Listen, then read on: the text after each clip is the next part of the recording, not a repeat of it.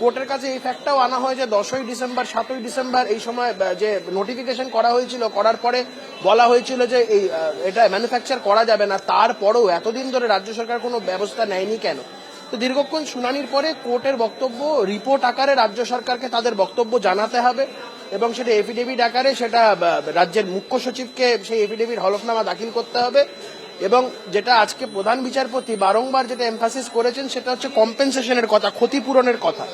এবং খুব স্ট্রাইকিংলি উনি যে কথাটা বলেছেন, মানে এটা যেন সেই ভিকটিম কম্পেনসেশনের মতন এটা যেন তেন ভাবে এটা করে দিল এরকম ব্যাপার যেন না হয়, বিষয়টা যেন অ্যাপ্রোপ্রিয়েটলি ডিল করা হয়, সেই জায়গাটা আমাদের কাছে খুব গুরুত্বপূর্ণ। এই যে কম্পেনসেশন, যে সমস্ত পরিবার তাদের যে সমস্ত বাড়ির লোকজন তাদের প্রিয়জনদের হারিয়েছে, তাদের তো কোনোভাবে ক্ষতিপূরণ তো তাদের করা যাবে না, তাদের ক্ষতি তো কোনোভাবেই পূরণ হবে না, কিন্তু রাজ্য সরকারের তরফ থেকে এই একটা যেন বিষয়টা যেন অ্যাপ্রোপ্রিয়েটলি ডিল করা হয়। এবং বিচারপতি ডাইরেকশন দিয়েছেন রিপোর্টে যেন এই তথ্যটাও থাকে, এটা খুব ইম্পর্টেন্ট যে কোন কোন পেশেন্ট কোন কোন হসপিটালে এই স্যালাইন অ্যাডমিনিস্টার করা হয়েছে, এই বিষয়টা যেন থাকে রিপোর্ট।